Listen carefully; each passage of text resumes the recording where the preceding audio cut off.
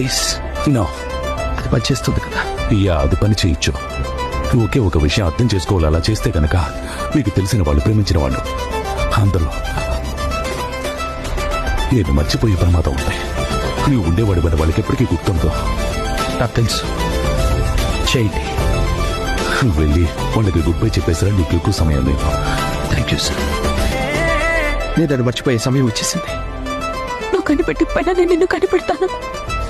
మనం విడిపోవడం అనేది జరగదు. హాయ్, నా పేరు పీటపాక. అంటే అది